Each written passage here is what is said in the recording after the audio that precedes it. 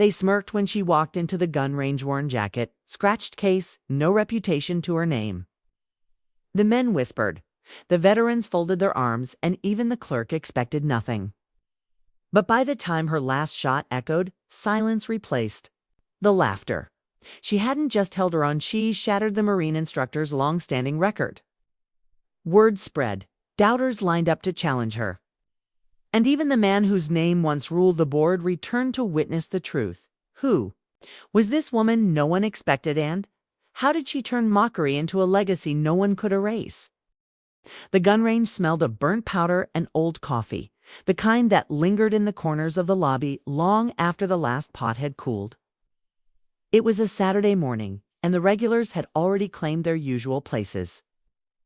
They leaned against counters, boots tapping against scuffed linoleum floors, laughter carrying louder than the echo of shots filtering through the thick glass doors.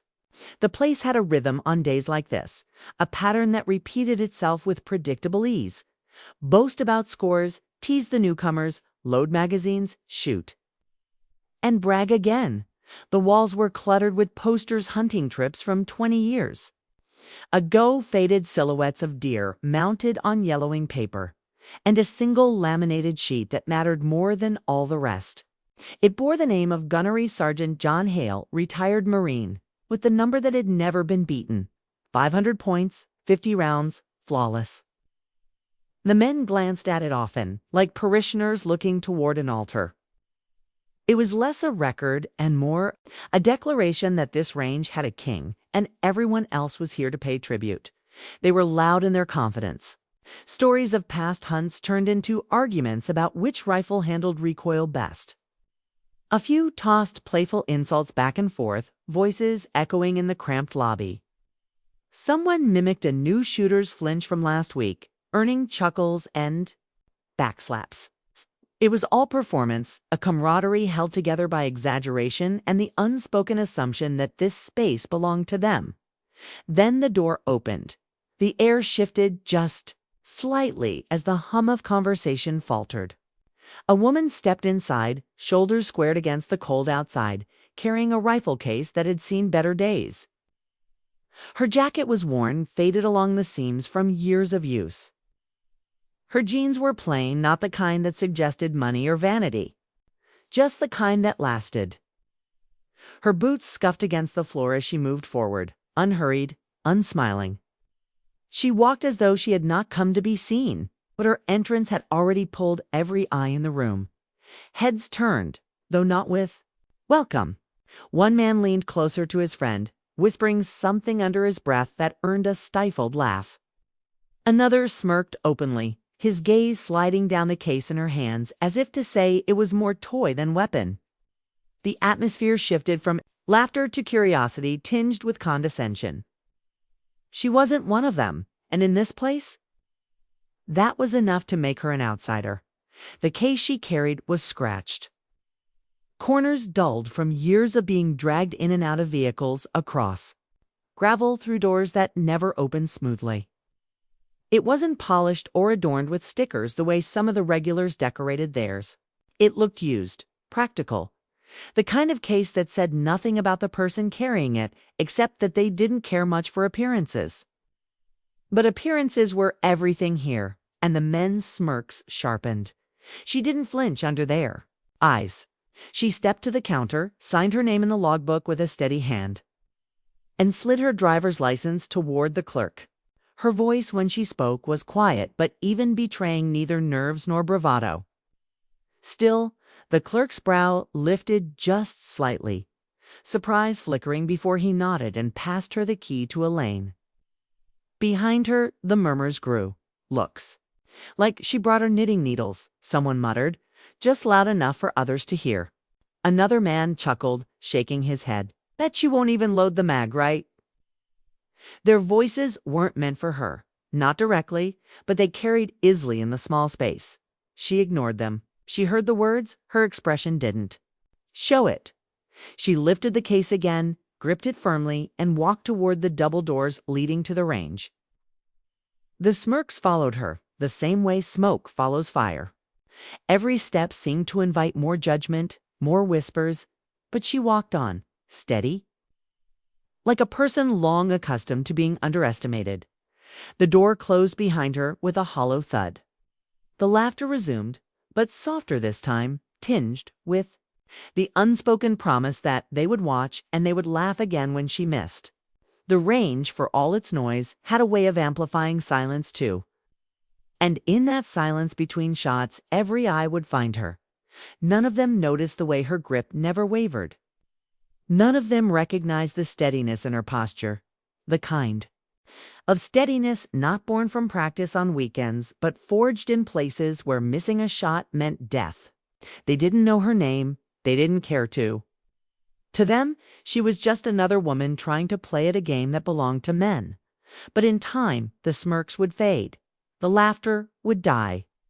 And the name they dismissed at the counter would be the one etched above theirs on the wall. The shooting lane stretched long and narrow, divided by partitions scarred with years of recoil and stray fragments. The fluorescent lights above buzzed steadily, their glow casting pale shadows over the concrete floor. Inside the range, the air was thick with gunpowder residue and the faint tang of oil, a smell that clung to clothing and skin long after one left. Targets were reeled back and forth on worn metal tracks, their edges frayed from overuse, their silhouettes punctured by countless holes from the regulars who considered themselves experts. She stepped into her lane without hesitation. The whispers behind the glass hadn't gone quiet. A handful of men lingered in the observation section, leaning against the window to watch her with the same anticipation one gives a poorly staged show. They didn't know her name, nor did they care. To them, she was a novelty and interruption. To their routine, her name was Elena Carter. It was scrawled in firm handwriting across the sign-in sheet now resting at the counter, but none of them had bothered to look. If they had, it would have meant nothing. Elena was just another civilian name, unaccompanied by rank, ribbons, or anything to demand respect. What they didn't see was the history that came with IT, the deployments stamped into memory, the nights awake under a desert sky, the years of carrying truths she had chosen not to speak aloud. Instead, they judged the way her jacket frayed at the cuffs, the way her boots had mud baked into the seams. They saw a woman who walked with quiet confidence, but without the flash they associated with skill. Around here, names carried weight only if followed by something they recognized. Sergeant, Corporal Gunny. Carter was just a word on paper. Stripped of story, she placed her scratched case on the bench and unlatched it slowly. The hinges groaned, metal catching against metal, and the men watching leaned forward, waiting for confirmation of their assumptions. The rifle inside wasn't new, wasn't polished to a mirror shine. It was clean but weathered, its barrel faintly dulled from years of use, its stock free of embellishments. To the untrained eye, it was nothing special. To her, it was familiar, steady, an extension of muscle and memory. The clerk glanced through the glass once more, then back at his paperwork. He didn't announce her name as he often did with the regulars. Didn't greet her with the warmth reserved for those who returned week after week. She was another face, another lane filled. The routine swallowed her whole, leaving only the faint echo of her steps as she sat up. Behind the glass, a voice carried, "Elena Carter." Huh. Never heard of her. Laughter followed, brief and sharp. She heard it. She always did. But her hands never faltered. She slid open a box of ammunition, the brass catching the harsh light as if daring the men to laugh again. One by one, she loaded rounds into the magazine. Her movements efficient, practiced without wasted energy. The sound of each cartridge clicking into place was louder to her than the muffled chuckles. Her sister Marissa sat quietly in a chair near the wall, notebook on her lap. Unlike the others, she knew the weight her sister carried. She had grown up with it the way Elena sometimes stared at the ceiling through sleepless nights. The way loud noises made her shoulders stiffen even when she smiled. Marissa's pen hovered above paper, capturing details no one else cared to write down. She knew one day these details would matter. Elena's name might not matter to the men at the range now. To them, She was still a stranger.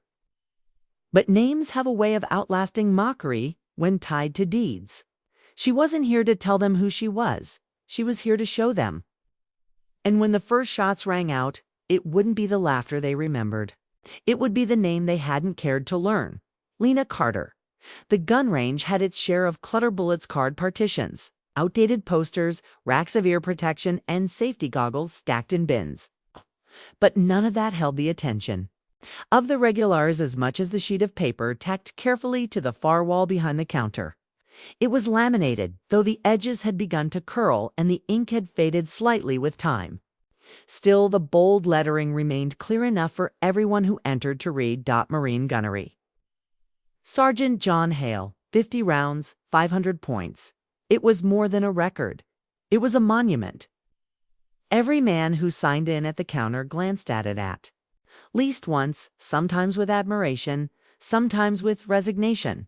For 10 years, the number had stood untouched, like a mountain no one else could climb. It wasn't just about the precision. The perfect score meant every round had struck true, not one point lost, not one mistake made. To achieve that wasn't simply luck. It was discipline, training, and mastery that most here claimed to possess, but none had proven on that scale. For those who frequented the range, Hale's record was legend. His name carried weight beyond the laminated sheet.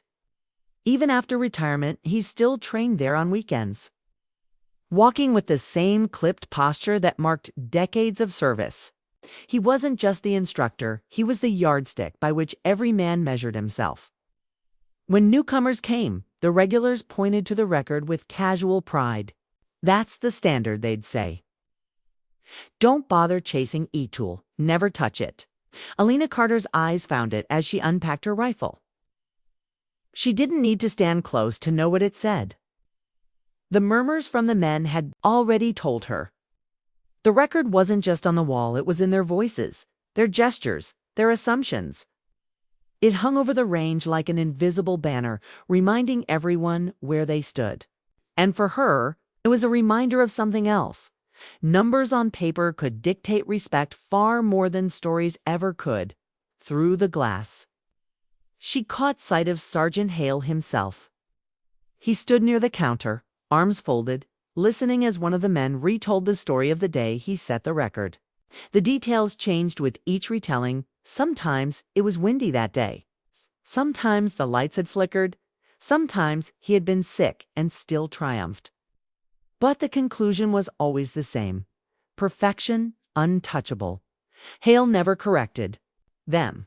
He let the myths build around him, his silence as much a statement as his presence. For Elena, the sheet on the wall wasn't just paper. It was the line between respect and ridicule. Until her name stood there, no one would care about her. Steady hands or her quiet discipline. They wouldn't ask what she had seen, what she had carried, or why she shot with the kind of precision only forged in places far beyond small-town ranges. To them, the record was the only truth. Marissa, seated in the corner with her notebook, noticed the way her sister's gaze lingered on the sheet. She scribbled quickly, noting the time, the details of the room. The way the men puffed their chests as if Hale's record belonged to them too. She knew her sister well enough to understand. Elena wasn't looking at that paper with envy. She was studying it the way one studies terrain before crossing it, measuring distance, noting obstacles, preparing silently. The men kept talking, louder now, because her presence gave them an audience. Nobody's ever gonna beat that, one of them boasted, gesturing toward the sheet. Tried myself last year. Couldn't get past 470. She won't even break 300. His friend laughed, nodding toward Elena's lane. Give her 2 magazines. She'll be packing up early. Their words slid through the glass, muffled but audible. Lena didn't respond. She checked the sights, adjusted the stock, and began the quiet rhythm of preparation. She wasn't here to argue with them. She wasn't here to explain herself. She was here because records could be rewritten, and when they were, the laughter on the other side of the glass would have nothing left to stand on. The record on the wall had held for a decade, unchallenged, untouchable. but every legend waits for its reckoning. And as Elena Carter tightened her grip on the rifle, the laminated sheet above the counter no longer looked like permanence. It looked like a challenge. The range had its own language. It wasn't written on any sign or spoken in rules, but carried in the way the regulars filled the space with sound. Every chuckle, every drawn-out laugh, every elbow jab between friends was part of it. It was a language of belonging, and laughter was the punctuation. On that Saturday morning, their laughter swelled like it always did, loud, unrestrained, bouncing off concrete walls and hanging in the air long after the echoes of gunfire had faded. Elena Carter had barely taken her position in the lane when the first wave of jokes began. The men didn't even bother to lower their voices. They huddled near the glass, their faces pressed close enough to leave smudges, their words spilling into the muffled space where she stood. "Look at that," one man said, jerking his chin toward the case she had laid out. "That rifle's seen better days. Bet it rattles more than it fires." His companion chuckled, a short, sharp sound that cut through the low hum of the ventilation fans. "Does she even know which end is which?" Another voice added. That earned a round of snickers, the kind of cruel laughter that thrives in numbers. It wasn't just mockery, it was dismissal, a collective agreement that she didn't belong here. Each laugh seemed to underline it, like exclamation points piling up at the end of a sentence. Elena didn't look up. Her fingers worked calmly, steady as she checked her weapon. She adjusted the sling, brushed her thumb along the stock, and set her stance. The laughter grew louder for her silence. To the men, her quiet meant weakness. To her, it was armor. She had learned long ago that silence could be stronger than the loudest voice in the room. Still, sound wasn't easy to ignore. It seeped into her chest like smoke, reminding her of every room she had walked into where people had decided who she was before she spoke a word. She had felt it in school hallways, in crowded stores, even in uniform when the eyes of men weighed heavier than the pack on her back. The laugh of dismissal had a particular sting, was a reminder that some people didn't need proof to believe you were less. Her sister Marissa, seated behind the glass with her notebook, gripped her pen tighter with each outburst. She wrote furiously, capturing not just the details but the tones, the smirks, the way they leaned into each other as if mocking her sister gave them strength. She wanted every word preserved, every laugh remembered, because she knew how quickly these men would deny them later. At the far end of the room, Sergeant John Hale stood apart. He didn't laugh. His jaw remained locked, his expression unreadable, though the corner of his mouth twitched slightly as if weighing whether to intervene.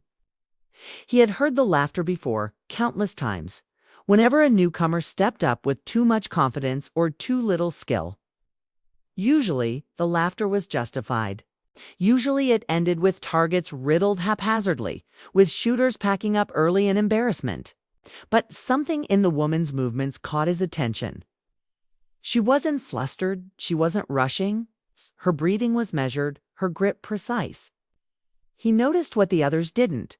She moved like someone who had done this in silence, in spaces where laughter was replaced by survival. The laughter, though, continued. It rolled through the range like a tide, growing louder whenever she reloaded, sharper whenever she adjusted her stance. One man pressed his hand to the glass, smirking.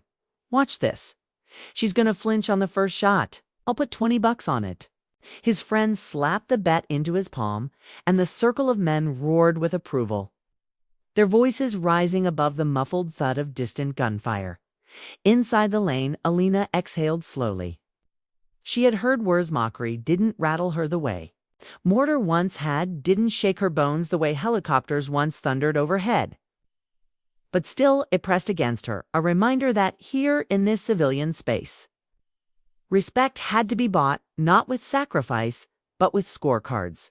She chambered, around with a clean, fluid motion. The sound, metallic and sharp, cut through the laughter for a brief second. The men paused, only slightly, before one let out a low whistle and muttered, "Well, at least she knows how to load it." The others laughed again, softer this time. but still enough to sting. Marissa's pen snapped. The plastic broke in her grip, ink smearing across her fingers.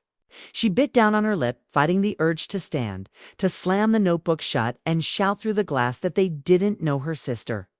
They didn't know the nights Elena had spent alone, steadying her breath against memories no one wanted to hear. But Marissa stayed seated, her shoulders trembling, her silence matching her sister's. She knew this wasn't her fight to speak into. Elena had chosen silence for a reason. The laughter carried on, but something in its tone had shifted. Beneath the sneers was an undercurrent of anticipation. They weren't just mocking anymore, they were waiting. Waiting for her to miss. Waiting for the confirmation of their jokes.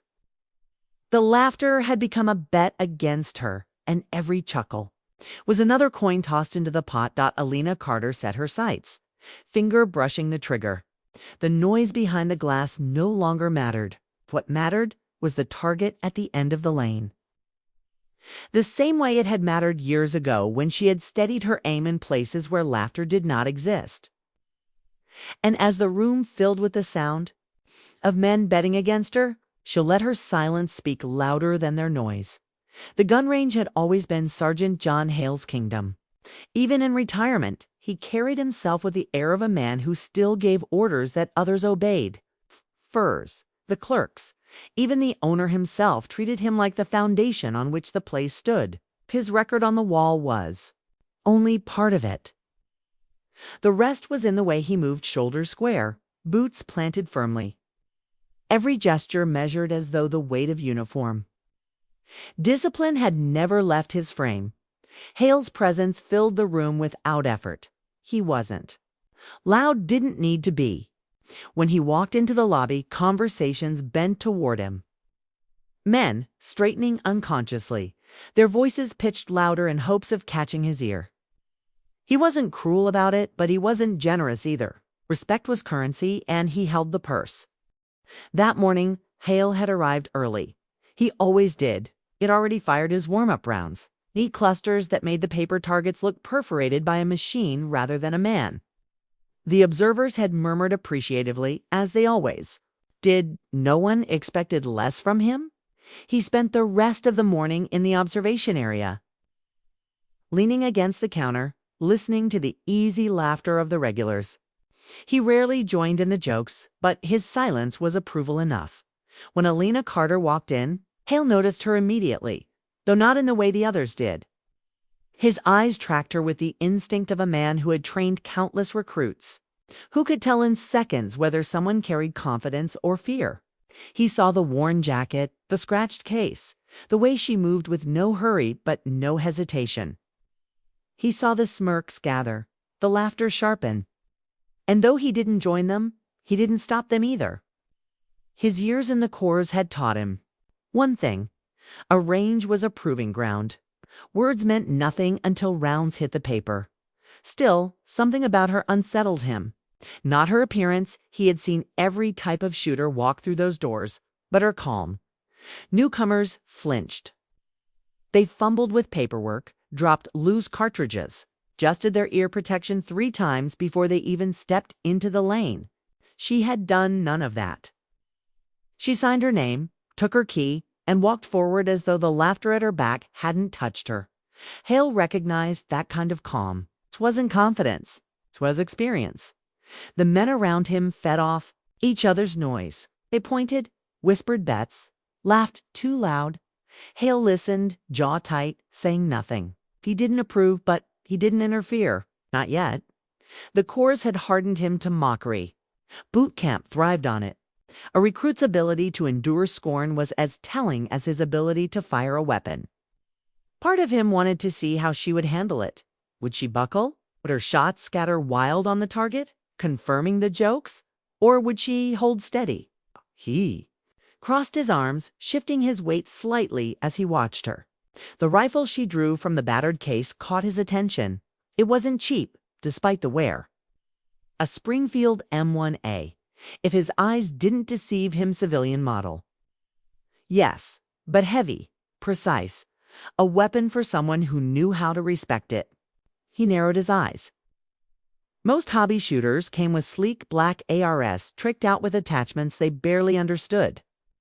She hadn't. She had brought something older, heavier. A weapon that punished mistakes but rewarded discipline. Through the glass, he saw the way she loaded her magazine. No wasted motion, no clumsy fumbling. Each cartridge slid into place with rhythm, her hands steady as though she'd repeated the act 1,000 times. The laughter behind him continued, but Hale felt a shift inside. He knew skill when he saw it. He said nothing to the men. Let them laugh. Let them bet against her. He had no interest in silencing them with words. If she was who he thought she might be, their silence would come soon enough. Carried not by his voice, but by the sound of her rifle cracking through the air. For now, he watched. The Marine in him, the instructor in him, recognized what the others didn't. Elena Carter wasn't here to play. She was here to prove. And in his gut, John Hale felt something he hadn't in years. A flicker of anticipation. The range quieted in the way it always did just before a shot, everyone waiting for the sound. Everyone unconsciously holding their breath. It wasn't silence, not truly, but a suspension. Muffled conversation behind the glass slowed. Boot heels stopped shifting against the floor. Even the faint buzz of the fluorescent lights seemed to dull under the weight of expectation. The laughter still lingered in the air, but it trailed off into something more cautious. As though each man wanted to hear the confirmation of their jokes with their own ears. Elena Carter adjusted her stance with the same patience she'd used. When loading her rifle, she spread her feet, shouldered width apart, and leaned just slightly forward, not stiff, not slack, but balanced. Her cheek pressed gently against the stock, her eye aligning with the sights as though nothing existed beyond. The target at the far end of the lane. Her breathing slowed, each inhale measured, each exhale steady. Behind the glass, someone muttered, "She's overthinking it." First shot's gonna be wide. Quick ripple of chuckles followed, the familiar punctuation of their derision. Elena heard it, but only faintly. It reached her ears the way distant thunder does, present but irrelevant. Her world had narrowed to the rifle in her hands, the target ahead. And the rhythm of her breath. She remembered nights overseas when her heart had raced too fast, when noise was everywhere, and focus was the only anchor. She had steadied her. Hands then, whispering to herself the same mantra she whispered now, breathe, hold, release. Her finger brushed the trigger, not pulling yet, just testing, just reminding herself of the weight. It wasn't heavy, but it was deliberate. She adjusted.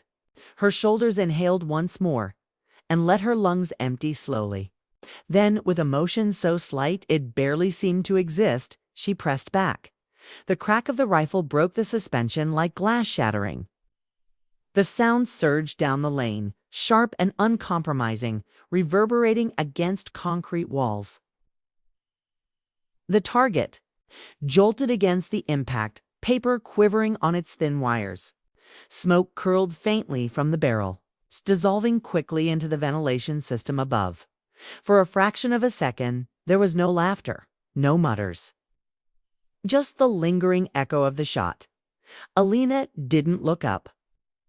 She didn't glance toward the glass or toward the men who had bet against her. She cycled the action smoothly, chambering another round with a kind of economy that comes only from repetition. She stayed locked in, her eye still on the sights, her breathing controlled. Behind the glass, the men craned their necks. The target reeled back slowly, carried on its track until it reached the window. The first bullet hole sat cleanly in the center ring, a puncture so precise it seemed almost deliberate, as if the paper had been marked before the shot. The room shifted. A silence thicker than gunpowder smoke filled the air. Someone cleared his throat. Another muttered, "Beginner's luck." The words lacked conviction. John Hale's eyes didn't move from the target. His jaw tightened, his arms crossed more firmly over his chest. He had seen thousands of first shots, each one revealing more about a shooter than they realized. This one told him something the others didn't want to believe. Elena Carter wasn't guessing. She wasn't lucky. She was trained. The men tried to laugh again, but it came out strained, thinner than before. "Let's see if she can do it twice," one said, his voice carrying bravado that cracked at the edges. They leaned forward, eager now not to mock, but to reassure themselves that the first shot was a fluke. Elena ignored them. She steadied her breath again, finger brushing the trigger. She wasn't here for their approval. Well, she wasn't here for luck. She was here for every name that had ever been dismissed, every hand that had been waved away, every laugh that had buried skill beneath arrogance. The second shot cracked just as clean, and again the room fell still. The first shot had broken the laughter. The second began to unravel the certainty behind it. And Elena Carter had only just begun. The second shot echoed longer than the first, okay? Not in sound, but in its effect. The bullet hole sat almost flush with the first, so close that from the glass it looked like the paper had only been touched once. The target trembled faintly on its wire. The two punctures nearly fused into one black mark at the center. Behind the glass, the men shifted in their seats. Arms that had been crossed in confidence now unfolded. Hands that had pointed and gestured now tightened against folded programs or shoved into pockets. Silence stretched too long for their comfort. And finally, someone filled it the only way they knew how. Wind must have helped her. A man muttered, though there was no wind inside the sterile lanes. His voice cracked slightly, like a boy, caught lying. Another man smirked weakly. "2 shots don't mean anything. Let's see her at 10. But their laughter was different now. Him, hesitant, without the conviction it carried earlier. It was the sound of men trying to convince themselves that the world hadn't shifted beneath their feet. The record on the wall still belonged to Hale. After all, 2 clean shots couldn't touch 10 years of legend. Elena Carter didn't flinch at their words. She had learned long ago that disbelief was its own kind of armor for those who didn't want to be proven wrong. She adjusted. Her stance slightly, breathed evenly, and fired again. The third shot joined the first 2. The grouping so tight it could have been one. The murmurs grew louder. They weren't mocking now. They were uneasy. Marissa, seated in the corner with her ink-stained notebook, caught the change immediately. She scribbled fast, recording not just her sister's precision, but the faces pressed against the glass. Eyebrows raised, jaws clenched, eyes narrowing as disbelief warred with recognition. She wrote down snippets of what she heard. Fluke. Lucky. Maybe she's done this before. Each excuse another sign that their certainty was unraveling. At the far end, as John Hale remained still, his eyes tracked the grouping, his mouth a firm line. He didn't speak, didn't move, but a slight shift in his posture betrayed him. His weight leaned forward now, attention sharpened. He was watching not as a man protecting his record, but as an instructor recognizing a shooter who knew exactly what she was doing. The murmurs behind the glass grew restless. Every time her rifle cracked, another whisper rose to replace the laughter that had filled the room minutes earlier. They spoke quickly, defensively, trying to explain what they saw before it erased, what they believed. Anybody can hold steady for a few rounds. She's probably lucky. She'd choke when the pressure builds. But the words rang hollow. Each fresh shot tore through their doubts, and the holes on the paper grew tighter and tighter until even the most stubborn among them had to blink twice. Marissa paused, her furious, note-taking to glance at her sister. Elena stood calm, her shoulders loose, her movements measured. She wasn't rushing to prove them wrong, wasn't firing quickly to impress. She was methodical, as if the men behind the glass didn't exist at all. That calm frightened them more than the shots. It meant she wasn't here to chase their respect. She was here for something else, something steadier, something unshakable. By the 7th round, the murmurs carried a different edge. They weren't excuses anymore. They were questions. Who is she? One man whispered, "Where'd she learn to shoot like that?" Another leaned close to the glass, eyes narrowed. "That's not just practice. That's training." Elena heard none of it. Or rather, she didn't let herself hear. To her, the murmurs were no different than the noise of helicopters, the distant thunder of mortar, the chaos she had once tuned out in order to focus on what mattered. A target, a shot, a life depending on her steadiness. The 10th round cracked through the air and the murmurs fell silent again. The target was reeled back slowly, the holes grouped so tightly that the center ring had begun to shred. No one laughed. Now they pressed against the glass, breathing fog onto its surface. Watching a truth they couldn't joke away. The laughter was gone. In its place, disbelief spread like a hush before a storm. By the time Elena chambered her 11th round, the mood inside the shooting range had changed entirely. The laughter, once sharp and loud, had drained away like air from a punctured tire. In its place came silence, thick, uneasy, and restless. It wasn't the respectful quiet that fills a room when an expert takes command. It was the unsettled kind. The quiet that comes when people realize they may have misjudged something too badly to laugh off. Every eye behind the glass was fixed on her. Men who minutes earlier had joked at her expense now leaned forward, there, breath fogging the partition, their bodies tense as if waiting for a verdict. Even the clerk at the counter, who had been busy restocking ear protection, abandoned his work and joined the crowd. The paper record still hung on the wall. But now their gazes shifted between that laminated sheet and the woman in lane 7. Elena didn't look at them. She didn't need to. She could feel their eyes pressing into her back, heavy, searching, trying to carve meaning out of every movement she made. But she had long ago learned the discipline of keeping her focus narrow.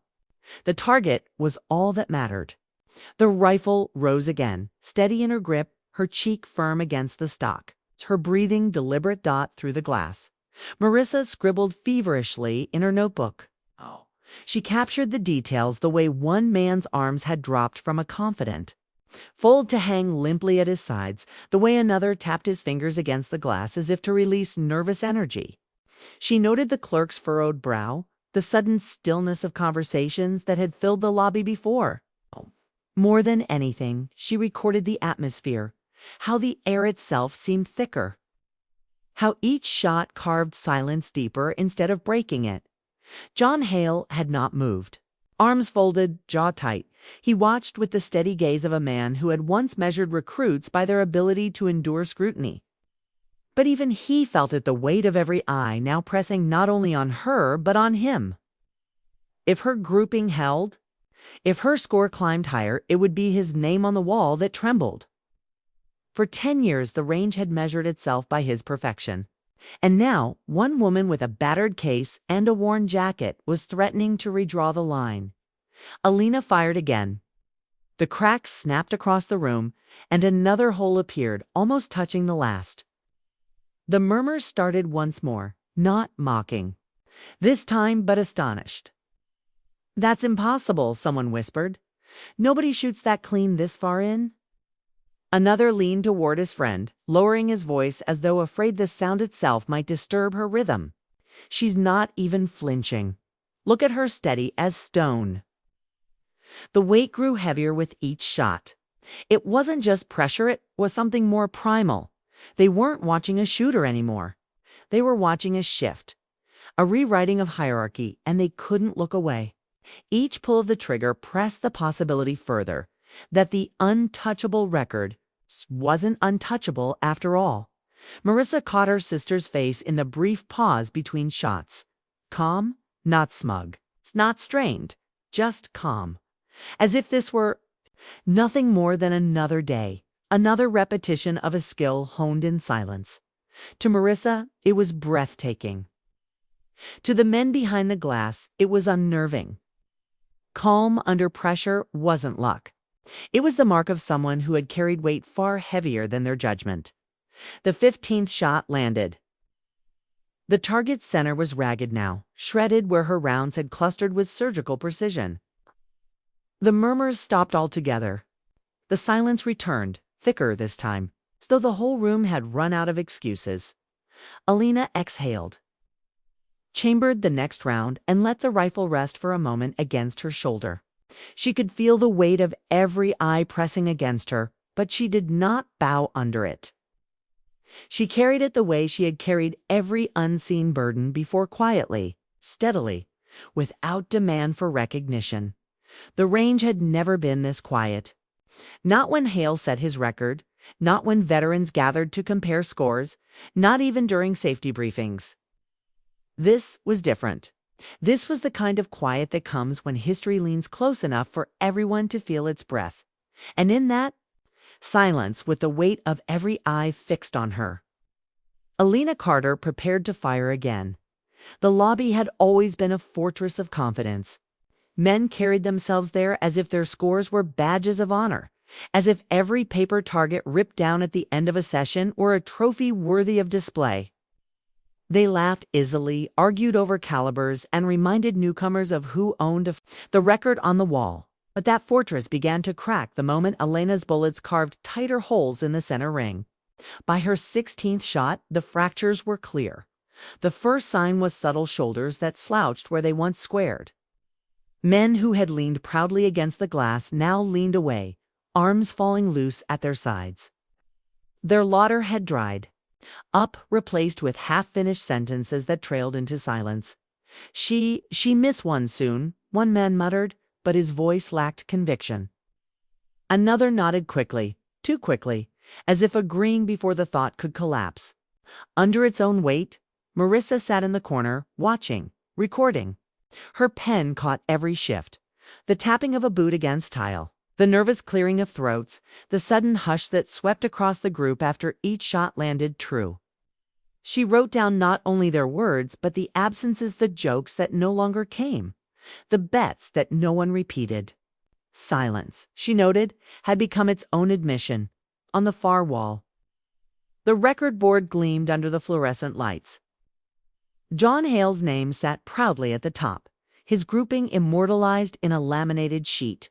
For years, it had been more than a number. It was a wall itself, a barrier that none dared to imagine crossing. But now, every new hole Elena punched into her target was another crack in that wall. And cracks, once seen, couldn't be unseen. The men began to turn on each other. It was quiet at first, whispered arguments meant to preserve pride. "She's probably been here practicing for weeks," one hissed. His companion shook his head. "I come every Saturday. I've never seen her before." The whisper sharpened into an accusation. "Then she must have had training. Nobody walks in cold and shoots like that." The other man bristled, his pride stung by the idea that his years of casual shooting had been eclipsed by someone who hadn't needed to advertise her skill. Through it all, Elena remained silent. She didn't glance toward the glass, didn't seem to notice the storm building on the other side. She loaded another magazine with the same calm rhythm, as if she were alone, as if the walls and whispers didn't exist. Her steadiness was the loudest thing in the room, a kind of defiance no words could match. John Hale finally shifted, pushing himself away from the counter. His boots struck the floor in a rhythm that carried authority even without a uniform. He didn't speak, but the movement alone was enough to draw every eye. If he felt threatened, he didn't show it. His face was stone, unreadable. But the silence that followed him said enough. The men knew his record might not stand. And if it fell, it wouldn't be to one of them. It would be to her. The fractures widened with each new shot. By the 18th round, the murmurs had changed. Tone entirely. They weren't dismissive anymore. They were defensive. Well, maybe she won't beat the record. She'll get close, sure. But Hale's grouping was once in a lifetime. Another man snorted. "What do you call that, then?" He jabbed a finger toward the target reel where Elena's rounds shredded the center into confetti. By the 20th shot, even the most stubborn skeptic fell silent. Their fortress of confidence was gone, replaced with unease that pressed heavier with each second. And Elena Carter kept firing. Each round another fracture, each shot another weight pressing down on their pride. The record no longer looked untouchable. It looked vulnerable, and that truth unsettled them more than anything else. By the 21st shot, The air inside the range was no longer just heavy with gunpowder. It carried something else, now anticipation, mixed with dread. Every man behind the glass felt it pressing against his chest, though none of them dared put it into words. The record loomed above them, its numbers etched on the wall like scripture. And for the first time, it seemed less eternal. Elena Carter stood steady in her lane, rifle poised with a quiet ease that unsettled even the most confident of onlookers. Her movements never hurried, never flashy. She reloaded with the patience of someone folding laundry, as if this were no more extraordinary than another task in a long day. But the target at the far end told another story. The center ring was gone, shredded beyond recognition. Every bullet, clustered so tightly that the paper sagged under the abuse. Marissa kept her notebook open, but her hand had slowed. It wasn't that she lacked details to write down it. Was that the details no longer needed her pen? They were etched into the room itself. The silence that replaced laughter. The way men stared with parted lips. The faint rattle of someone's wedding ring tapping nervously against the glass. She realized she wasn't just documenting shots. She was documenting a reckoning. The record on the wall belonged to John Hale. 10 years of reverence had grown around it, till his score became more myth than number. When new shooters asked who to measure themselves against, the staff would gesture toward that laminated sheet with the same reverence priests reserved for scripture. Hale's record wasn't just proof of skill, it was proof of belonging. And now Elena was walking into its shadow without hesitation. The 20-second shot cracked, and the target flinched again. The hole joined the mass at the center, indistinguishable from the others. Behind the glass, a man whispered, "She's close, too close." His voice carried the tremor of fear, though he tried to bury it beneath curiosity. Another leaned forward, shaking his head. "If she holds it, she'll tie him." A pause, then softer. "If she holds it, she'll beat him." The words hung in the air, impossible to ignore. For years, none had dared speak of surpassing Hale. Now the possibility had slipped into the room like a draft under a closed door, chilling everyone who felt it. Hale himself didn't move, though his stillness was louder than any outburst. He stood with arms crossed, eyes fixed on her lane. To the casual observer, he looked calm, but those who knew him recognized the subtle shifts, the tightening of his jaw, the faint twitch of his thumb against his bicep, the way his chest rose just a fraction too quickly with each breath. Elena adjusted her stance again, unhurried. She wasn't thinking of Hale's record. She wasn't even thinking of the men behind the glass. Her focus remained narrow breath sight trigger. The same mantra she had whispered in deserts and forests, in storms and silence. Breathe, hold, release. The 23rd shot tore through the paper, and a low murmur rose from the gallery. Some shook their heads, others muttered excuses about lighting or luck, but none could deny what they saw. She was walking closer to the record, step by step, round by round. By the 24th shot, the room itself felt suspended. Nobody shifted, nobody cleared their throat. Even the clerk behind the counter stood still, his ledger forgotten. The record loomed like a mountain peak just ahead, and Elena Carter's steady climb was undeniable, every eye fixed on her. Every heart thudded with the weight of what was about to happen. The shadow of the record stretched long across the range. And for the first time in a decade, it trembled. By the 25th round, the tension inside the range felt less like anticipation and more like pressure, thick, suffocating, inescapable. Every breath from the gallery fogged the glass. Every heartbeat seemed to echo louder than the cracks of Elena's rifle. The record had loomed like an immovable peak for so long that to see someone approach its summit felt unreal, like watching. Stone turned to water. Elena Carter did not look at the record board. She had seen it when she walked in, noticed the name, the score, the reverence it commanded. But once she stepped into her lane, it vanished from her mind. To her, the only thing that mattered was the rhythm she had carried for years: breath.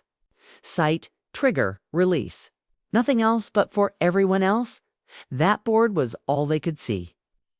John Hale's score sat there like a guardian, daring anyone to challenge it. Men had tried before, dozens over the years. Some came close. Enough for the crowd to lean forward with curiosity, but never close enough to threaten the legend. Hale himself had never boasted about it. He didn't need to. The wall spoke for him, and now, for the first time, its authority trembled. The 25th shot rang out, clean, sharp, unhurried. The target sagged further at its center, torn so, ragged that the edges curled like burnt paper. The gallery gasped, not because they were surprised anymore, but because their nerves couldn't take the silence. Someone whispered, "That ties him." The words cracked like lightning in a storm. Hale didn't move. His face gave nothing away, but his silence had weight. Everyone else shifted boots, scraping tile, throats clearing, nervous hands tapping against benches. The unspoken truth pressed heavier with each second. If she landed one more, the record would break. Marissa had stopped writing. Her notebook lay open in her lap, pen still in her hand, but her eyes were locked on her sister.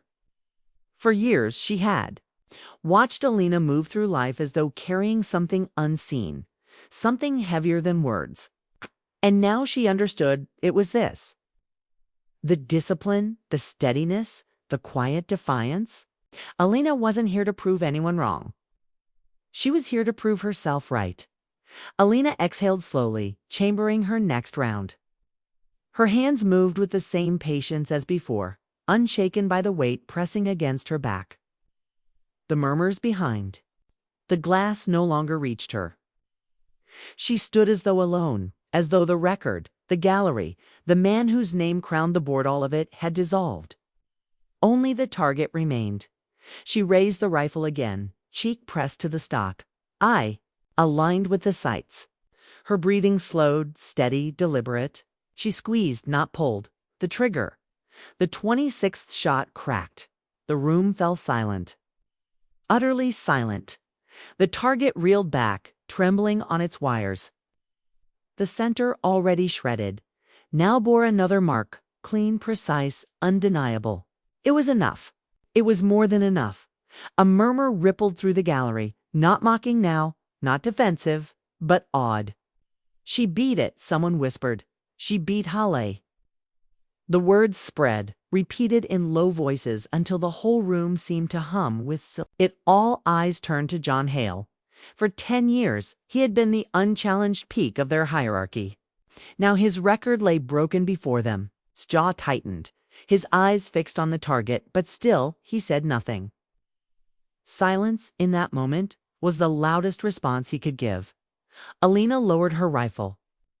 Her breath steady, her face unreadable. She didn't smile, didn't gloat. She simply set the weapon on the bench, as if this were nothing more than another day, another target. To her, it wasn't about the record. It was about the discipline, the focus, the refusal to bend under. But for the men behind the glass, it was the breaking point.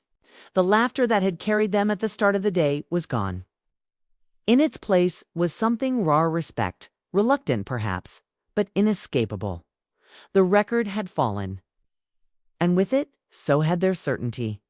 For a long stretched moment, the only sound in the shooting range was the faint hum of the ventilation fans. Even the buzzing of the fluorescent lights seemed to fade into the background. The 26th round still lingered in the air like an echo, though its sound had long since vanished.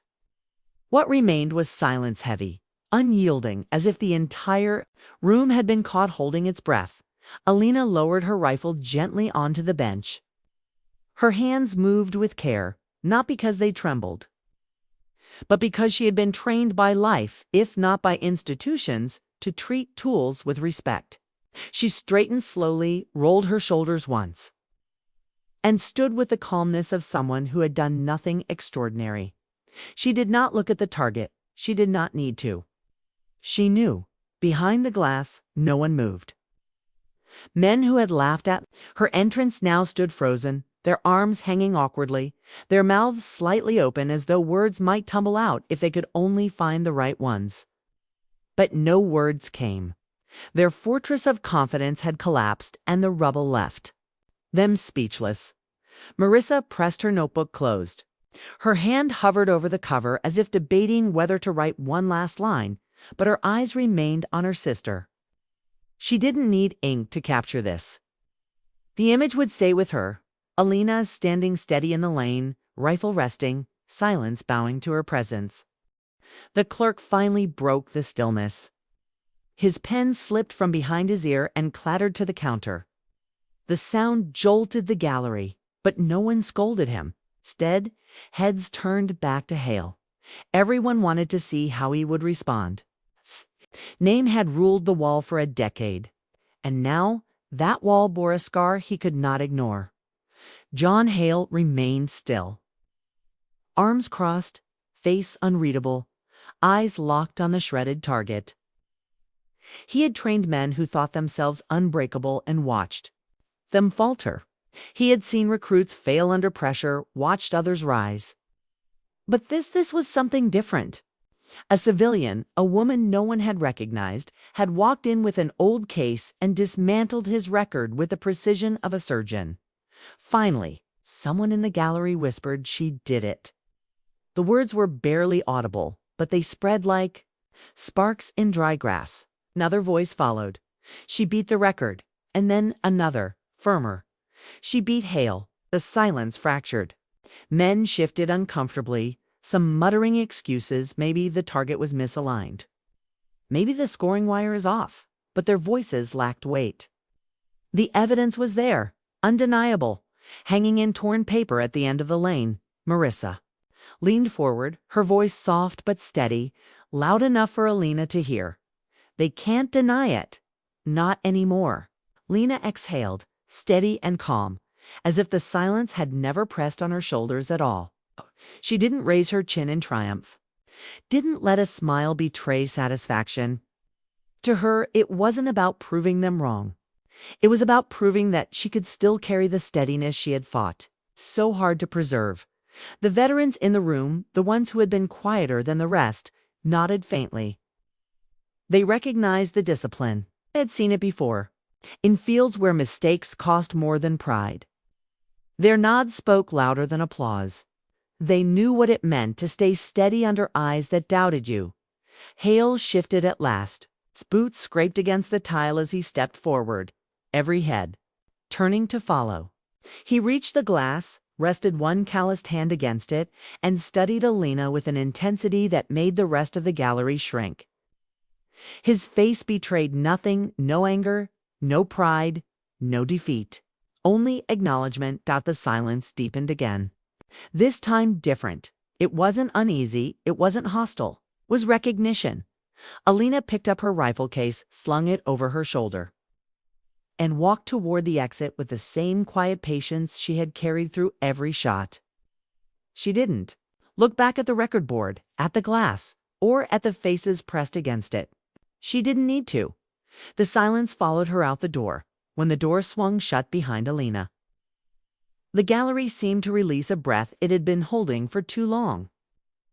Men shifted, boots scraping against the linoleum, voices bubbling up in low murmurs that were more nervous than confident.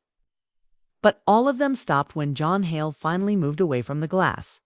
The man whose name had ruled the board for 10 years stepped forward, his presence drawing the room into another silence. Hale didn't rush. His boots struck the floor with measured rhythm, each step carrying the weight of someone who had been obeyed before without needing to raise his voice. He stopped near the counter, resting his hand against the scarred wood. The clerk straightened immediately, as if bracing for instruction. The gallery leaned closer, some out of respect, others out of curiosity, but all of them waited. Hale was not the kind of man who spoke without purpose. His eyes swept the room once before, settling on the shredded target still hanging at the end of lane 7. For a long moment, he said nothing. The silence itself became an answer, the acknowledgement that what they had witnessed could not be dismissed as luck, lighting, or faulty equipment. Finally, his voice carried low and steady, filling the range without needing to rise. You saw it. The words were simple, but they landed with the force of a gavel. No one moved. No one dared to contradict. Hale turned slightly, his jaw tight, his tone measured. That wasn't a fluke.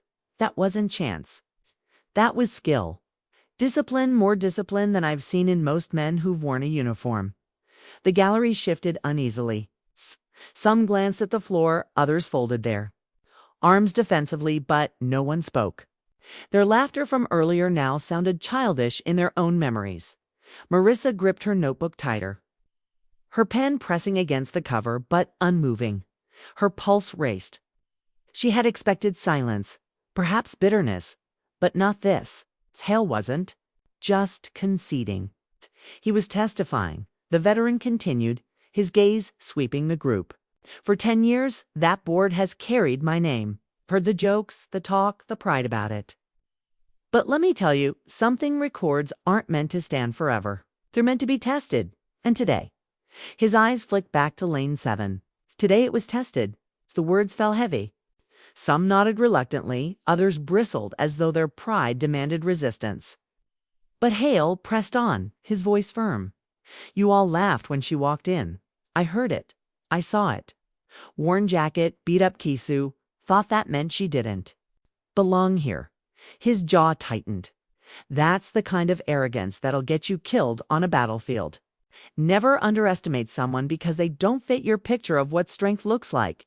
No one dared argue. A few shifted uncomfortably, the sting of his words settling into their chests.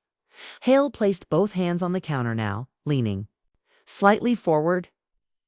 I don't care if you liked it or not, she beat my record. Clean, precise, every round steady. And if any of you think you can do better, the lane's open. But I already know the answer. A long pause followed the silence, broken only by the faint hum of the ventilation system. Nobody moved toward the lanes. Nobody challenged him. Marissa wrote quickly now, her hand trembling as she tried to capture every word. Not for her notebook, not even for her sister, but because she knew what this moment meant. The room had mocked Elena, doubted her, dismissed her, but Hale, the Marine instructor they all revered, had just spoken the truth aloud.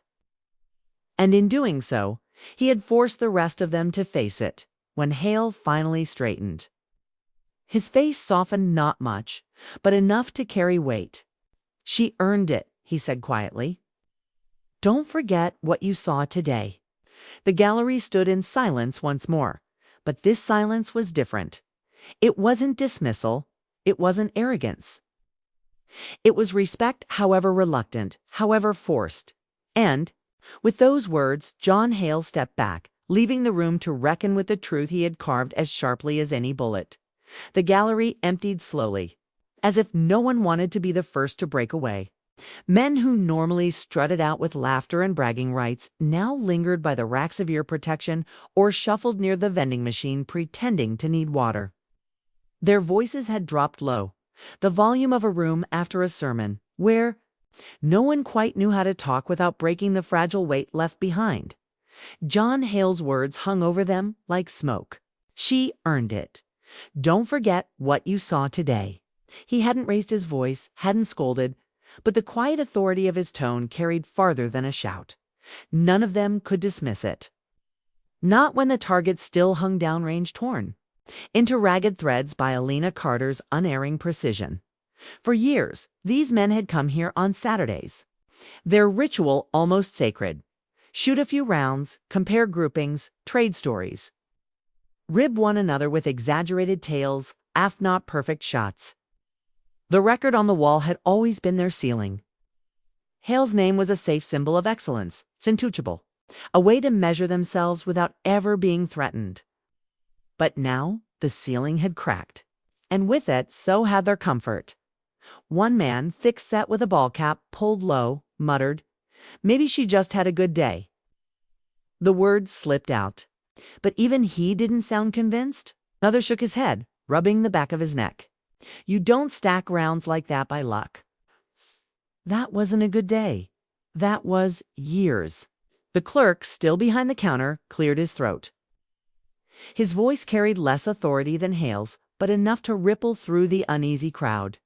"I'll need to log that target," he said, "for the board." He gestured toward the record wall, the laminated sheets lined in neat rows. "Hale's name will stay there, but hers goes up top now." The words made a few men flinch. The idea of her name printed, laminated, and hung above theirs was harder to stomach than her performance itself. Pride twisted in their chests, the kind of pride that resisted being dethroned. Marissa noticed. She sat quietly, her notebook tucked under her arm, her eyes sharp as she studied them. She saw the set jaws, the narrowed eyes, the stiffness in their shoulders. Respect was there, but it was not easy, not generous, was reluctant. It's the kind that gnawed before it settled. One of the veterans finally spoke. He had been silent the entire morning, a man with weathered hands and a jacket stitched with old unit patches. "Doesn't matter how you feel about it," he said, voice gravelly. "The target tells the truth. Always does." His words cut through the murmurs, steady and final dot. No one argued, but silence did not erase the sting. Some of the regulars stared at the floor, others at the door Elena had walked through, as if she might step back inside and undo what had been done. They wanted to dismiss her, to fold her victory into excuses, but Hale's voice and the torn paper on lane 7 refused to let them. The clerk taped a note to the counter, "Record under review pending verification." It was procedure, but everyone knew what it meant. Soon Elena's name would hang where Hale's had ruled. And when it did, there would be no erasing it. Marissa exhaled slowly. She had seen her sister endure worse than doubt. She knew Elena wouldn't be here to bask in applause or fight for recognition. But as she clutched her notebook tighter, she also knew this was only the beginning. Respect, even uneasy, had been forced into the room. And once respect takes root, it's harder to kill than pride cares to admit. The men left in pairs or small clusters, their conversations clipped, unfinished. But none of them laughed. Not tonight. Maybe not for a long time. The range was quieter than it had ever been on a Saturday. And in that quiet, the shape of something new began to settle. A grudging acknowledgement that the record, the myth, the wall itself, now belonged to someone else. Monday mornings at the range were usually quiet. The regulars trickled in later. In the week, leaving the first day to clerks and janitors who cleaned brass from the corners and patched walls scarred by stray rounds. But this Monday felt different. A crowd had already begun to gather near the counter before the neon open sign flickered on. They weren't there to shoot. They were there to see the wall. The record board had always been a fixture framed by worn oak trim, its laminated sheets arranged in neat columns. At the top sat John Hale's name, bold and unquestioned, a symbol that even men who never liked him could respect. But today, when the clerk stepped out with a fresh sheet of paper, the air shifted. Everyone knew what was about to happen. He walked slowly, as if carrying something heavier than paper, his hands steady but deliberate. The sheet bore Elena Carter's name, typed in black ink, alongside the numbers that had silenced the room just 2 days before. No embellishments, no flourishes, just the truth, sharp and plain. A hush fell as he reached the board. The clerk peeled back the tape from Hale's decade-old sheet, his movements careful, almost reverent. He didn't throw it away. He stacked it gently with the other records retired but never forgotten. Then, with one firm press, he smoothed Elena's name against the glass. It was done. The crowd leaned forward as if the ink itself demanded witness. Some crossed their arms, unwilling to admit the shift. Others nodded faintly, not yet ready to speak it aloud, but unable to deny it. The wall had changed, and with it, so had the unspoken order of the range.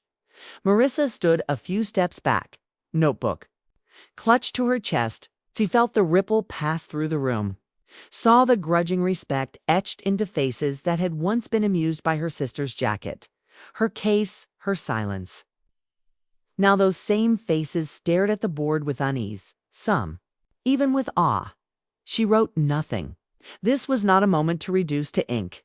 It was something to carry whole, unbroken. John Hale arrived later than the others. The crowd parted without being told, their bodies shifting instinctively to clear a path. He walked with the same deliberate weight as always, his presence commanding, but not loud. When he reached the board, he stopped, hands resting on his hips. For a long moment, he said nothing. His eyes scanned the name, the numbers, the small curl of tape holding it in place. Then he nodded once, curt and final. As it should be, the words broke something open. Some exhaled in relief, others glanced at the floor, ashamed of how quickly they had mocked.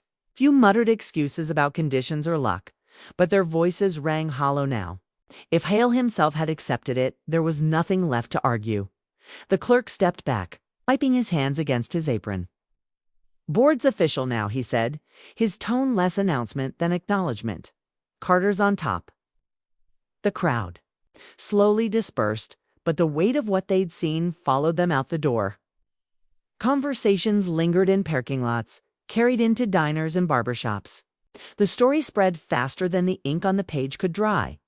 A woman had come into the range, mocked and dismissed, and left her name etched.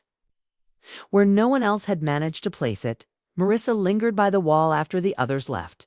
She touched the edge of the glass lightly, her reflection faint in its surface. For the first time in years, she saw her sister as the world might finally be forced to see her, not invisible. Not underestimated, but undeniable. The wall had never lied. And now it told her sister's story. By Tuesday afternoon, the story had outgrown the walls of the shooting range. It began in the diner across the street, where the regulars nursed their coffee and tried to make sense of what they had seen. A woman, quiet, unimposing, carrying a scratched case, had walked in and done what none of them had managed in a decade. By evening, the tale had reached the barber shop, then the feed store, and by the next morning, whispers carried it 2 places. Elena Carter had never set foot. She beat Hale's record. A man muttered at the gas station, leaning against his truck. His voice was equal parts disbelief and respect. "Not possible," another replied, though his tone faltered. "No one beats Hale." "She did." The argument spread from one corner of town to the next. At the post office, the clerk leaned over the counter, voice hushed but urgent. He said it himself. Hale stood right there and told them all. Said she earned it. In the school cafeteria, teachers repeated the story in fragments, their voices tinged with curiosity. I heard she never missed, every shot dead center. By the time the tale reached the mechanic's garage, it had already grown into legend. He saluted her. One man swore, though no salute had happened at all. Rumor had already embroidered the truth. For some, the whispers carried admiration. Mothers told their daughters with a quiet pride, as if Elena's steadiness had opened a door wider than just Lane 7. Old veterans, hunched over cups of black coffee, nodded to one another with solemn respect, saying little but thinking much. They had seen the weight of dismissal before. They knew what it meant for someone to carry that weight and still steady their hands. But admiration was not the only response. Pride bruised easily in small towns, and some men found it easier to scorn than to respect. At the bar, voices hardened. "It's not the same," one insisted, slamming his glass onto the counter. "She had a good day, that's all. Records, like Hale's, don't fall to chance. I'll see her try again next week. Bet she won't come close." His words drew nods from those who still struggled to let go of their certainty. Others whispered more cruelly. "Probably rigged a man." Muttered in the hardware store. The clerk wanted attention. Hi, just let her have it. The theory was weak, but it soothed their pride, so it spread anyway. Marissa heard it all. She walked the town that week with her notebook tucked beneath her arm, listening more than speaking. She noted the admiration, the respect, the doubt, the bitterness. It was all part of the same story. She realized one that was no longer hers to control. Once a truth escapes into the world, it belongs to everyone, reshaped by each mouth that carries it. Elena, for her part, stayed quiet. She didn't return to the range immediately, didn't stand by the wall to watch her name. She stayed home, fixing the squeak in the back door, cooking dinner, folding laundry. To her, the record was not a crown to be worn, but a fact, nothing more. But outside her walls, the whispers kept building, louder and sharper, until her silence itself became part of the story. By Thursday, the local newspaper sent a reporter to the range. The headline the next morning carried her name: Carter breaks Marine instructor's record. The article quoted Hale, quoted the clerk, even quoted a few skeptics. But the fact remained, printed in black and white, delivered to porches across town. The wall had changed, and with it, so had everything else. By Friday evening, whispers had hardened into something more than talk. Admiration had taken root in some corners of town, but in others, pride refused to let the record stand. Without a fight, the bar on Main Street buzzed with the sound of men nursing wounded egos. And in the middle of it sat Carl Jenkins, a man known as much for his loudmouth as for the shotgun always hanging in the back window of his truck. Carl had been at the range when Elena Carter set the record. He had been one of the first to laugh at her jacket, one of the loudest to scoff at her case. Since then, he had avoided speaking about it, but the silence burned. Each time he heard someone mention her name, each time he saw another man nod with reluctant respect, it felt like a slap. By the third drink that night, his frustration boiled over into words. "Y'all act like she's some kind of legend," he barked, slamming his glass down hard enough to rattle it. "She got lucky, that's all. Anybody here with half a steady?" Hand could do the same. Few men grunted in agreement, though without much conviction. Others stayed quiet, remembering Hale's words.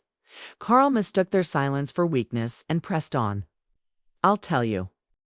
What, tomorrow? I'll go down there myself. I'll beat her score, and we'll put this whole mess to bed." The bar stirred, eyes flicking toward him. Some smirked, others shook their heads. "You really think you can?" one man asked. His tone wasn't mocking, just curious. Carl puffed out his chest. "Course I can. 10 years I've been shooting at that range. She ain't special. It's just a woman who got lucky once. Tomorrow I'll prove it." By the time the bar closed, his words had taken root. The challenge spread quickly, carried by the same mouths that had carried the whispers all week. By morning, the town knew Carl Jenkins was going to Lane 7 to reclaim what he believed had been stolen. Marissa heard the news while buying groceries. 2 women whispered about it near the canned goods aisle, their voices sharp with gossip. "He says he'll beat her record today," one murmured. "Says Hale's reputation deserves better." Marissa clenched her notebook tighter under her arm, her heart pounding. She knew Carl's type: loud, reckless, fueled by pride rather than discipline. He wouldn't match Elena's steadiness, but that wasn't the point. He wanted a spectacle. He wanted to paint her victory as a fluke. She hurried home, where Elena was sitting on the porch with a mug of coffee, her eyes on the horizon as though the whispers of town didn't reach her. Marissa dropped the news quickly, watching for a reaction. Elena didn't flinch. She sipped her coffee, set the mug down, and said quietly, "Let him shoot." Marissa blinked. "You're not going to stop him? You're not even going to be there?" Elena shook her head. "Records don't argue, Marissa. They stand." But by Saturday morning, the range was packed. Word had spread faster than anyone expected, and the parking lot overflowed with trucks and cars. Men leaned against the hoods. Women whispered in clusters. Children tugged at their parents' hands, not fully understanding, but sensing something important. The clerk looked rattled as he unlocked the door, never having seen so many people crowding for a Saturday shoot.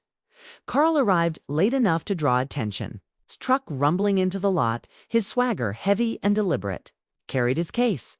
High, grinning at the crowd as if the outcome had already been decided. "Hope you're all ready to see the board fixed," he said loudly. Inside, the atmosphere was thick. The wall loomed in silence, Elena's name still crisp and new at the top. Carl glanced at it, his grin faltering for just a moment. Before he turned back to the lane, the challenge had begun. The crowd pressed close to the glass, their breath fogging its surface as Carl Jenkins strode into lane 7 with all the swagger of a man certain of victory. His boots struck the concrete floor with loud confidence, echoing over the hum of the ventilation system. He wore his ball cap backward, as though that somehow gave him an edge, and his shoulders rolled with the exaggerated looseness of a showman. The case in his hands gleamed newer than Elena's battered one, polished and well-kept. He wanted everyone to see it, to see him, to believe that this was the image of a marksman ready to reclaim pride. The clerk shuffled nervously behind the counter. He hadn't expected the range to be this crowded. Families stood shoulder to shoulder. Veterans folded their arms with guarded skepticism. And men who had once laughed the loudest now leaned forward with uneasy curiosity. John Hale wasn't there at least not yet, but his words lingered in the silence. She earned it. "Don't forget what you saw today." Carl set his case on the bench and snapped it open with a flourish. Inside, the pistol gleamed under the fluorescent lights, meticulously cleaned, a reflection of his pride more than his discipline. He pulled it free, waved it once for the crowd to admire, then slapped a magazine in with a sharp click. The sound was meant to intimidate, to punctuate his bravado. Instead, it only deepened the silence. "Watch and learn," he called out, his voice carrying through the glass. A few chuckled, but it was nervous laughter. The kind that flickered and died quickly. The target slid into place at the far end of lane 7. Carl squared his shoulders, adjusted his stance, and raised the pistol.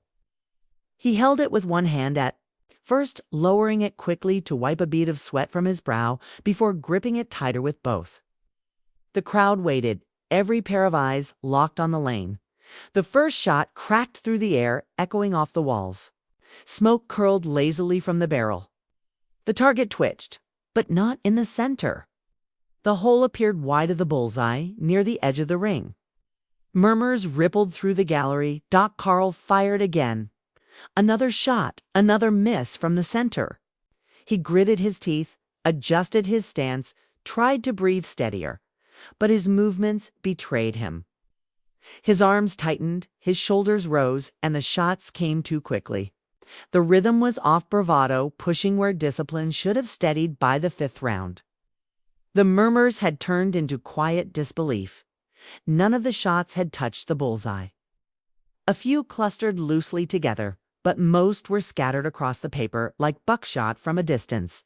Carl's jaw tightened as he fired the last few rounds, each one worse than the last dot. When the target reeled back on its track, the truth could not be hidden. The paper was pocked with holes, but the center was untouched. Not one shot had struck. Where it mattered, the silence that followed was heavier than the gunpowder smoke that lingered in the air. Carl lowered the pistol, his face flushed red, his chest heaving with frustration. He muttered something under his breath, something about poor lighting, about nerves, but no one cared. The paper told the truth, the same way it had for Elena. A veteran in the front row shook his head slowly, his voice carrying in the hush. "That's the difference. Noise don't win. Discipline does." Carl slammed the pistol back into his case, snapping it shut with a sharp crack. He turned toward the crowd, but their eyes didn't hold admiration. Some held pity, others quiet amusement, but most carried the steady weight of disappointment. He had wanted a spectacle, and he had gotten one. Just not the kind he imagined when he stormed past the counter. The clerk's voice followed him, calm but firm. "Lane 7 doesn't lie." The crowd parted as Carl shoved through the doors, his pride trailing behind him like smoke. Still bore Elena Carter's name, untouched, unchallenged. And now the town had seen what happened when bravado tried to take its place. The spectacle was over. Respect, once uneasy, had deepened into something harder to deny. The crowd lingered even after Carl Jenkins stormed out, his boots pounding against the linoleum and his truck roaring off in the parking lot. People didn't disperse the way they normally did after a spectacle. Instead, they stayed gathered in knots, voices hushed, eyes still drawn toward lane 7. The air carried a strange mixture of amusement and reverence. What had been intended as Carl's moment of triumph had collapsed into humiliation. And in its ruins, Elena's name seemed carved even deeper into the wall. The clerk busied himself behind the counter, stacking brass buckets that didn't need, rearranging papers already in neat rows. He felt the weight of expectation from the crowd. They weren't waiting for Carl anymore. They were waiting for something else, though none of them could say what. The door opened with a slow creak, and conversation dropped to a hush. A tall figure stepped into the light of the range. Its boots carried the steady rhythm of someone unhurried but immovable. The lines on his face were deep, his shoulders squared beneath a worn field jacket that carried the faint scent of oil and powder. John Hale had returned. The murmurs died instantly. Even the veterans in the crowd straightened unconsciously, a reflex born of recognizing a man whose steadiness once defined their Saturdays. Hale didn't move toward the lanes. He didn't need to. Kay's presence alone shifted the room's gravity. Hale walked to the wall first, pausing in front of the laminated sheet that bore Elena Carter's name. His eyes scanned the number-stacked groupings, surgical precision, the kind of record no excuse could unravel. He stood there for a long moment, silent, until even the buzzing of the fluorescent lights seemed to fade.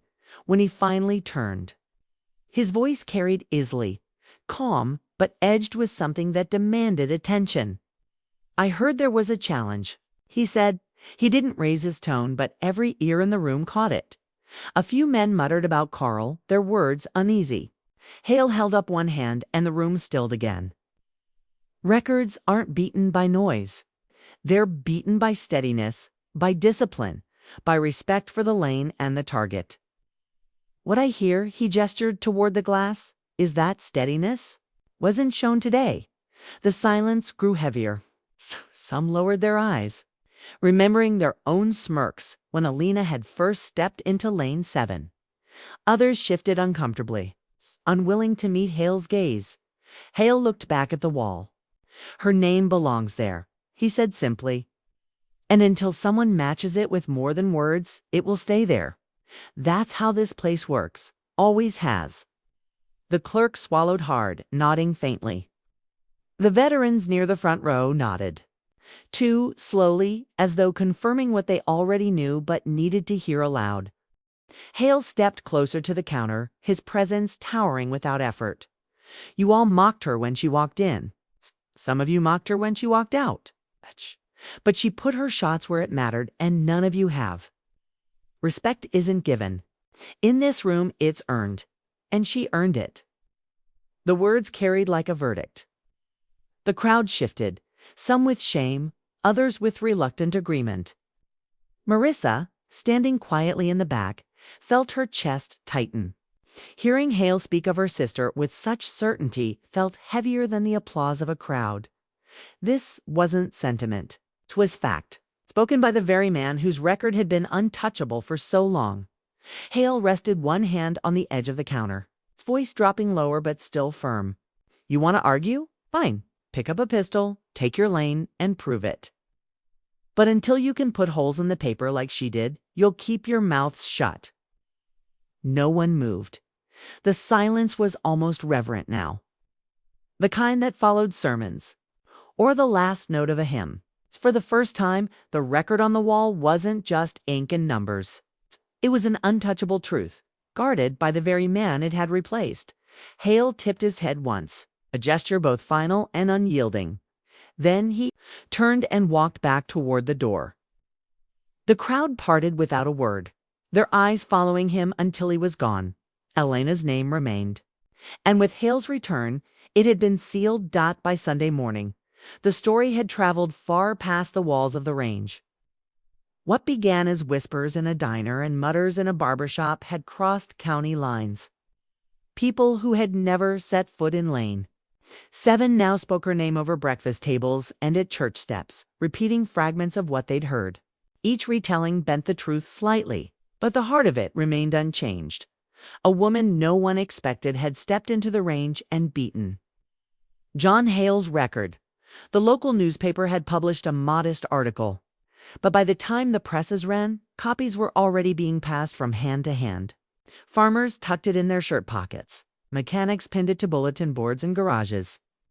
Someone mailed a clipping to a cousin in another town, and by Monday, the small headline in black and white print had found its way onto online forums, where shooters from across the state gathered. Marine instructor's record falls to civilian woman. The headline was plain, but the responses it drew were anything but. On one forum, admiration poured in. "Discipline doesn't have a gender," one user wrote. "If she steadied her hands and hit her shots, she earned it. Period."